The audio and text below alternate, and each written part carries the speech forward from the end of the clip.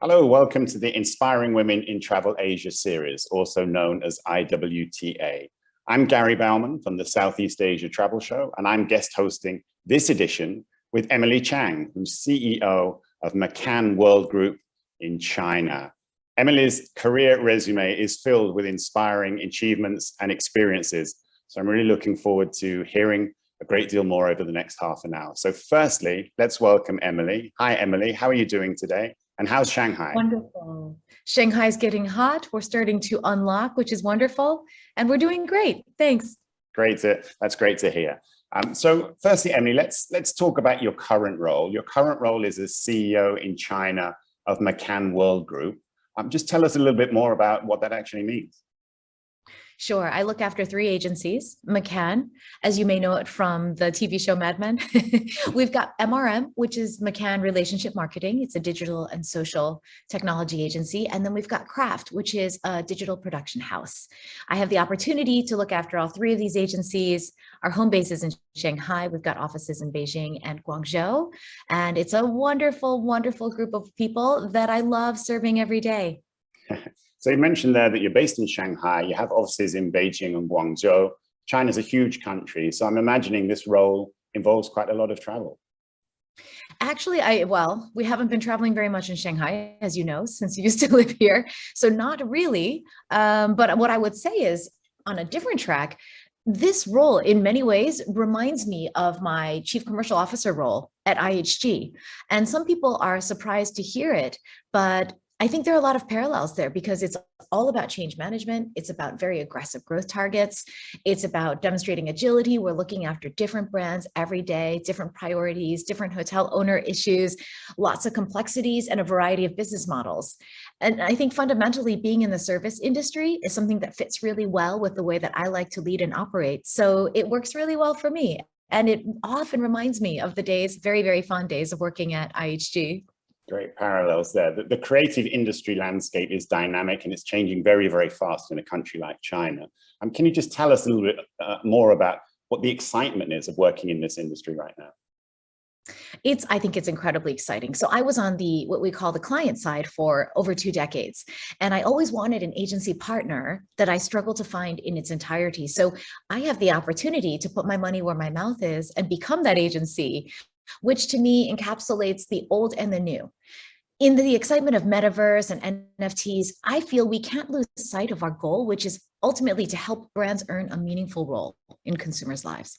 It's about building human connection through engagement and nothing more tangible than an actual hotel, for instance. That's the what, but then there's also the how, which is all about the new. Everything is constantly changing and being able to understand digital technology, data, and how it underpins everything we do is really critical to make sure that we can deliver against the what, against our goals. Yeah, you mentioned that obviously the high level of technical excellence in China. You mentioned metaverses, these kinds of things. Are brands moving in that direction? Do you have to sort of slow them down a little bit? That's where they want to go right now? I think everyone's interested to learn, and that's a good thing. I think everyone's interested to try, but I think we always have to ask ourselves, why? Why are we doing this? Is it because I just want to try metaverse? Or is it because it'll help me achieve my end objective? Does it help me create a more meaningful experience and a relationship, a connectivity with the person that I'm seeking to serve? If the answer is yes, then that's probably a great route to take. If the answer is no, then maybe it's a shiny toy that I need to put on the side for now. Yeah, that's a great answer. So I stalked you on LinkedIn. I looked at your career record, Emily, and you describe yourself, this is a great description, as a bicultural and bilingual, meaningful understanding and successful bridge building between Chinese and US cultures. Now, that is probably more important than ever right now, but you've been doing this for quite a long time. How has that sort of changed over the years? Well, growing up as the child of immigrants, I learned to become a productive bridge early on. And frankly, it's something I really enjoy doing, which is helping one side see the perspective of the other side. And, generally what I found is intentions are good. And frankly, broader goals are more aligned than we think. However, what can often get in the way is cultural misunderstanding, perhaps what's not said in our assumptions, and actually in our vocabulary.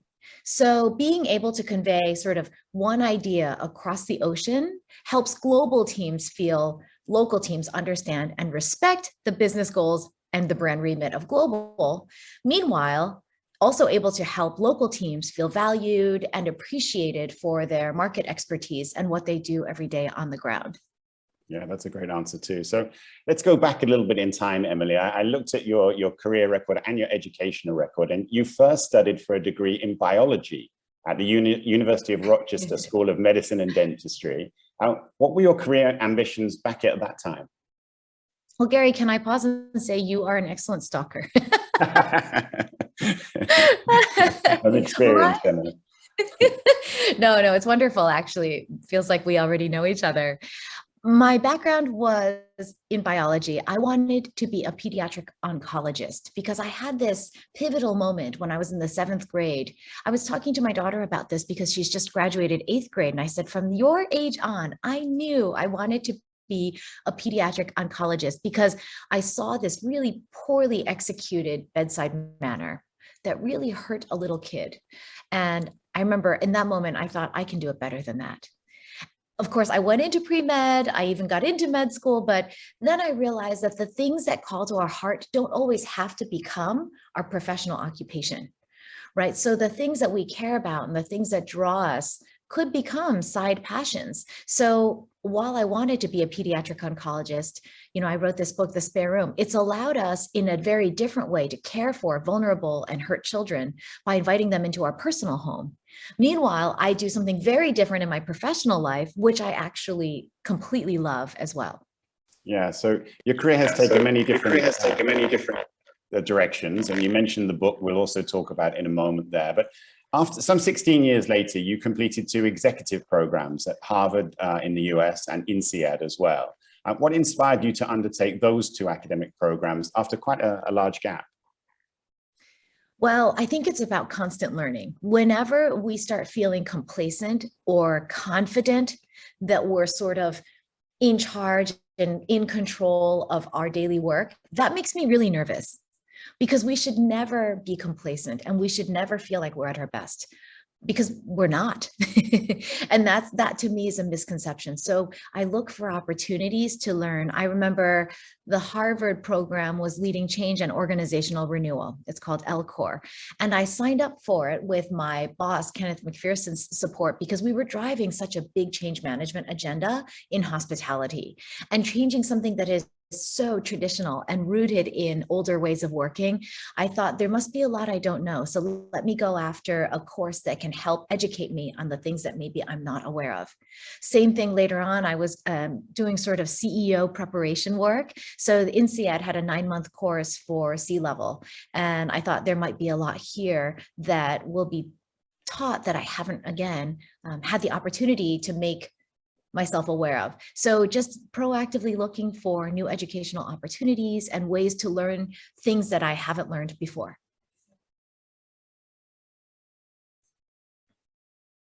Gary, I think you're on mute. Sorry. So that's interesting, Emily. So let's dig a little bit deeper into your role as Chief Commercial Officer for Intercontinental Hotels, which you referenced there. The period was between 2014 and 2017, which was a really interesting period in global travel. There was a lot of growth, there was a lot of expansion.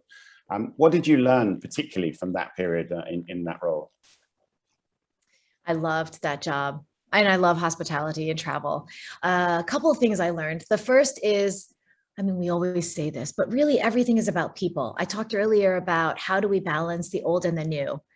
How do we find people who are passionate about service and value tradition, yet they also understand how to pivot into the future? So it's really all about the right people in leadership, when fundamentally what you offer is not the box, it's not the brand on the front, it's the people and the service and the connection we create with the people, the guests who are willing to trust us with their most intimate moments.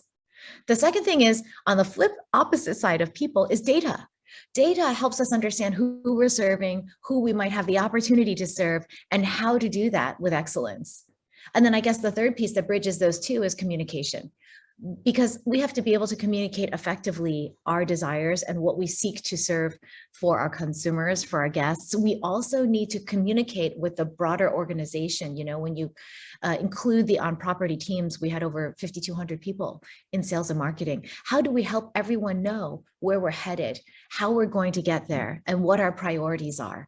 So constant communication, the underpinning of data to inform our decisions, and finding the right people would probably be my 3 key points. Yeah, the communication challenge there is huge. From there, you moved on to another blue chip company. You became CMO of Starbucks in China, again, at another very interesting time commercially. That was a fast changing sector, particularly in the mid 2010s. What enticed you to take that role at that time? Well, being in hospitality, one of the things I learned is, you know, this old and new idea. Hospitality is probably one of the oldest industries ever, and yet the most forward-looking from an e-commerce standpoint. When we think e-commerce, we often think Amazon, Taobao, these types of brands, but actually hospitality was the first to really put their offering online at large, right? That's how we book. So there was so much to learn in digital connectivity, in online platforms, in third party, we call OTAs, online travel agencies.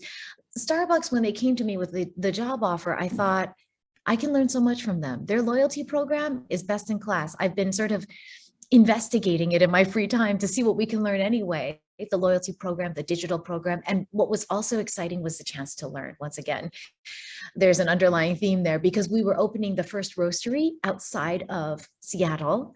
And it was such a big space, over 30,000 square feet. It had 2 floors, 5 coffee bars, and it's a manufacturing site. So you have to leverage technology to create a great guest experience. We also stood up delivery. So we had the opportunity to create the Starbucks delivery program, everything from naming it, Song, which is the Chinese name, to actually operationalizing and bringing this online and offline integrated experience to life.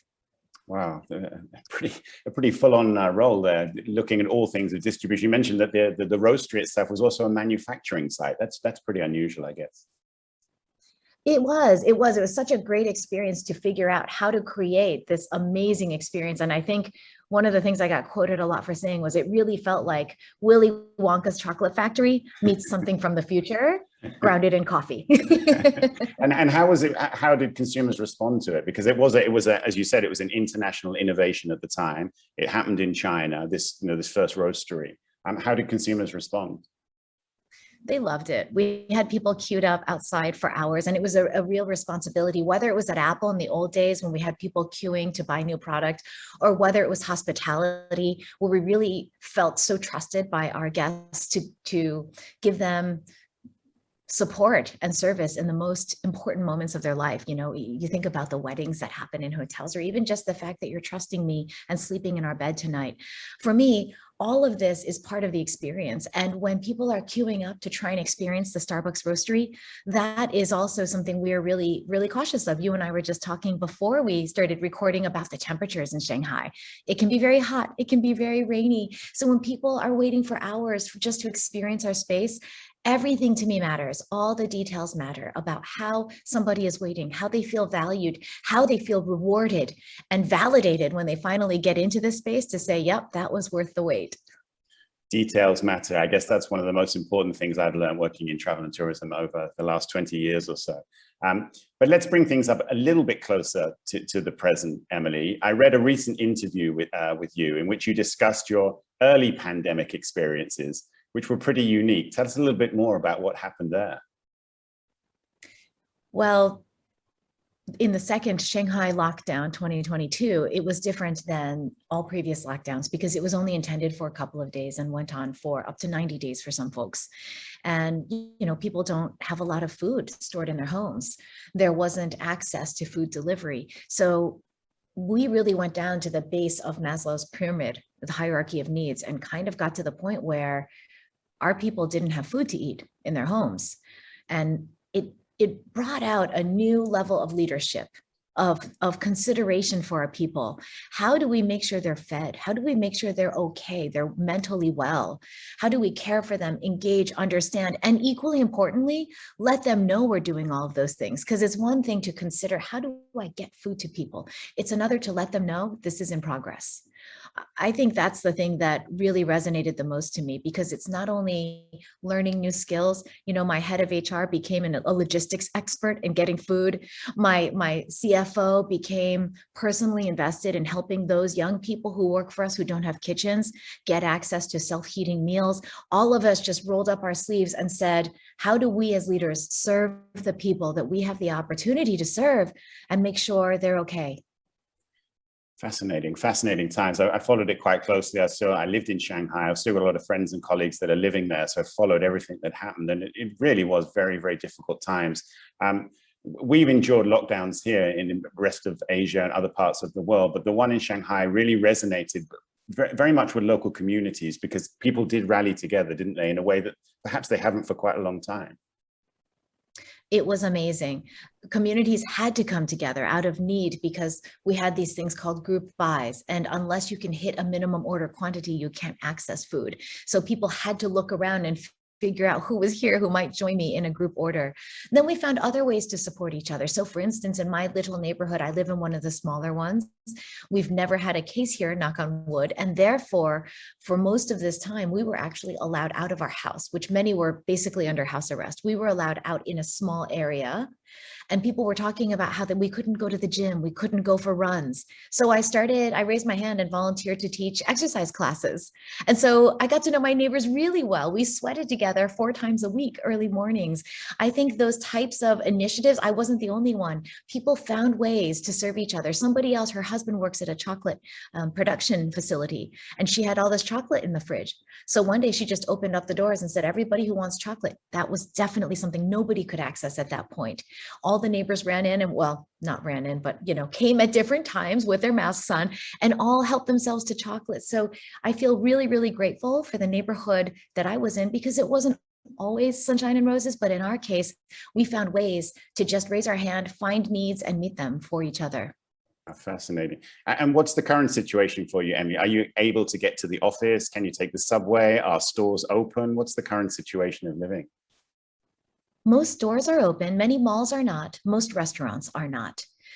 Offices are open with generally requiring every 24 hours or up to 72 hours COVID tests. So we're taking tests every day. A lot of our folks, once there's a case identified, they're still locked down and the clock restarts at 14 days. For us, like I said, I'm still able to go to the office. What I've done with my 3 key leaders is we're rotating. So no one's in the office all together at the same time, just in case we all do get locked down in the office. So we have 2 in the office at one time, and today's my day at home. At the end of June, we believe all the policies will sort of stabilize, and then we plan to be much more in the office. But I will also say, Gary, this has given us a great opportunity to reconsider hybrid work. Some of the things that we may have been a little bit more hesitant to try, we've had to out of necessity. So now we have a pretty good sense of what works, what doesn't work, which teams. One of the things I'd mentioned early on is this job reminds me of hospitality because businesses are really different. How you run a limited service hotel versus how you run a 5-star luxury hotel, the operating model is completely different. And we have very different partnerships with different client brands. So some teams might be able to work at home more than 50% of the time. There's one group we're saying, if you guys want to work at home all the time, we're open. Let's figure out how to make that happen. And then there are some who really say, look, we really love working together. We find that we're most productive when we're together. So we'd really like to be in the office every day. So just having that degree of flexibility and the transparent conversation, I think will put us in a better place. And also importantly, help our people feel so heard and valued that we're here to create the model that works best for them. It's a really refreshing perspective to hear that after coming through such a difficult time, Emily. I want to talk a little bit now. You referred a little bit earlier to your book, The Spare Room. So I want to talk a little bit more about what was the concept and how did you write it? Well, it's interesting. We're talking about travel right now. One of my greatest loves is hospitality. And fundamentally, we have had unusually 17 kids living in our spare room over the last 22 years. They've each come to us through a different way. And when you open up your spare room, it really is just hospitality. You think about it. Your spare room's sitting there. It's got some dusty yoga mats, maybe an old television. You're paying for the real estate. You're paying the electricity anyway. All you're doing is opening up that space for somebody who needs exactly that thing. So I started off thinking some of the stories that we've witnessed, whether they are abused children, child brides, a daughter of a prostitute, and watching their transformation as they come into our home and heal has been extraordinary. It's just been life's greatest privilege. But as I started to interrogate the idea, whether it was through doing a TED Talk on it or whether it was working with my publisher, I realized there's a deeper story here to tell. It's not just encouraging everyone to open their spare room, because maybe the gift of hospitality is not your thing. But what we all have is a euphemistic spare room. So we came down and distilled it into this simple model. On one side, you have your offer. For me, it is hospitality. It is a unified family. It is space in our home. It can be other resources you have available, experiences, capabilities. On the other hand, you have I call it your offense, or perhaps your opportunity. So what is the thing that calls to you more than anything else? So whether it was because I was so drawn to hurt children that I wanted to study biology and become a doctor, or whether it is ocean plastics or animal abuse, or whatever your offense is, once you articulate your offer and your offense, when you find the intersection of those two things, I call it your social legacy. Legacy being how you leave something better than you found it, and social defining the space in which you have that impact. So I think everyone has a social legacy, and I'm convinced of it after having written the book, because I interviewed so many people to tell their stories, and everybody keeps reaching out and saying, I want to tell you about my social legacy. Here's something my family has done, or here's something I want to do. How do I get started? So for me, it's not just a book. It's not just a collection of stories or even, workshop exercises that help you define your own. To me, what I deeply hope is it becomes a movement, where people, as they used to ask each other, how are you paying it forward? I would love it if one day they ask each other, what's your spare room? That's fascinating. We can see the book there in the background, but writing a book and then turning it into a TED Talk, it's slightly different. You have to adapt the way that you're telling the stories. How did you adapt the knowledge and the experiences that you gained and everything that you've learned and create that into a TED Talk? It was such a gift because it was not quite sequentially in that order. I started writing the book on weekends, and then I was talking about it at a dinner party one night. And the woman I sat next to, her name is Lenore, she wrote a wonderful book about the educational system in China. And she said, have you considered doing a TED Talk? And then it turns out the woman sitting opposite me at dinner was the one who coordinated Shanghai TEDx. So I said, all right, I'll put the book on the back burner and let me tell the stories, because what I feel compelled to do is tell the stories, not necessarily write a book. So by going through the TEDx process, and I think there's so much TEDx now that the process varies. I've done 3, and the process has been very different for all 3. But the first one, I'm very grateful, was the entire 9-month process. It forced me to really interrogate, what is my idea worth sharing? And that's when I started unpacking and realizing there is this model of offer and offense. And I realized that it's really more of a call to action than an anthology of stories. And for that, I'm very grateful, because after the TEDx talk, I kind of just assumed the project is sort of done. But in the next year or 2 that followed, I still felt this sort of pull to write the book. And, I've never written, really. I've never published a book. I don't know how any of it works. So it was sort of a leap of faith in many ways to say, well, if I feel this much of a desire or sort of calling to do it, let's give it some time and space. So our family agreed I would take a 1-year sabbatical. We called it #professional halftime, and I would pursue the book project. And come what may, if it doesn't get published, that's okay, because I took the year and wrote it. And if it does, then great. Professional halftime, I love that. So looking back across your career, your student days, you mentioned bridging China and the US, all these different experiences you've had. Travel has clearly played an important part in your professional life and also in your personal life. What does travel mean to you? I love to travel. It means so much to me, and it's so important, I believe. I grew up swinging around the backseat of a station wagon on road trips in America. We didn't have a lot of money when I was growing up, nor did we have mandatory safety belts. But as I started traveling, when I entered the workforce, something just really came to me. Traveling is not about taking a selfie in front of a monument. Traveling is about experiences. And I think the more that we travel, the more we remember how small we are and how big the world is. And that perspective is invaluable.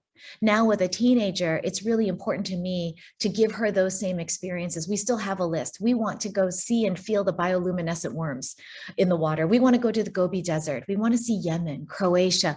There are still so many experiences I think are worth having, because again, they remind us that the world is so big and that there's so much more experience, culture, perspective out there that we don't understand. Totally agree with that. And I guess one of the things that has really come into focus, perhaps for all of us, more than ever over the past 2.5 years, is how big the world is, but how important sustainability is, how important protecting the planet will be going forward. Now, you posted recently on World Ocean Day about an initiative called Cut the Strap. Can you tell us a little bit more about that? Oh, yes. I totally believe we have to care about the world that we live in. I want to leave it as minimally damaged as possible for my child. That doesn't sound very optimistic, but it is what it is. Social legacy, as I just explained, is about leaving things better than we found them. And one thing we realized, everyone's wearing masks. I learned all of this crazy information. Do you know that there are more masks in our ocean today than there are jellyfish? Billions of masks are floating in the ocean. And what's happening is those straps are getting caught in seabirds' feet. They're getting tangled, they're choking ocean life. And there's just something very simple we can do besides making sure we're disposing of masks responsibly, recognizing for whatever reason, most of them are still ending up in the ocean, cut the strap. It's something so simple to do, but then we can avoid so much of that damage to ocean life. And so we decided to do something proactive. Oh, I've got it right here. So we created a Cut the Strap initiative for our own team. And we basically built a sustainable bag that holds 21 masks. Why 21? Because, well, some don't agree, but it takes at least 21 days to develop a new habit that sticks. So every day you have a new mask that McCann has given to you, and oh, this one is used, and therefore I will go and cut it next. We kind of created a little McCann World Group logo, and we remind even on the mask to cut the strap. So I'll do it right now as we talk. You just rip the strap. And we've been telling everybody on social media. And you know what's wonderful is we've given them to clients, we've given them to whoever's interested on WeChat. If you reach out, we'll give you one of these too. And it's gotten a lot of recognition in China in the market because you know what, I think it's authentic. We did this because we think it's the right thing to do. And while we have a platform with hundreds of employees, we'll start here. But what's wonderful is if it's something simple, meaningful, and relevant, it does start to take off. That's a remarkable initiative and very creative as well. Congratulations on that, Emily. I think that's great. Let's hope that that gets take up around the world, because I think that's a fabulous idea. Speaking to you today, Emily, I've learned so much. I've got so many takeaways from your career and your perspectives and the social legacy, particularly the concept that you talked about. Personally, when you look back over your life and your career, you know, what advice would you now give to that young Emily Chang studying for a biology degree all those years ago? What would you say you've learned the most? I would tell her, girl, you just don't know. I think the world is so big, and we start off, the younger we are, the more defined we are in our space and what we think we know and want to do. But I would say to all young people, that caring heart's going to take you places. Almost certainly not the places you expect. But if you keep your mind open and you keep your heart full, you can find such deep fulfillment in your personal and professional life. And you know, we only have this one life to live. So why not live it to the fullest? Great, that's a perfect answer. And just one final follow-up to that. We're halfway through 2022. What are your aspirations and your hopes for the rest of the year? Well, first, the Spare Room book is slowly being made into a film. So that's very exciting. I would like to see where that goes. The second thing is when I look at McCann World Group, we are undertaking a massive change transformation, and we are well underway. I'm so proud of the work that our team has done. Similar to travel and leisure, we have very unique industry KPIs. And I'm continuing to track how we're doing across the hard and the soft metrics. I'm so proud of our leadership team. So my deepest goal is across all metrics that people are thriving by the end of this year, that this leadership team is solid, that they love their job, that they feel so convinced they've made the right choice and that we're in it together. Well, Emily, the very, very best of luck with the movie version, the film version. I can't wait to hear more about that in the coming weeks and months. And also the very, very best of luck for the second half of this year with fulfilling those goals in your business. And thank you very much for taking the time to talk to me today. Thank you for your time, Gary. It was a pleasure. Thanks, Emily. Goodbye.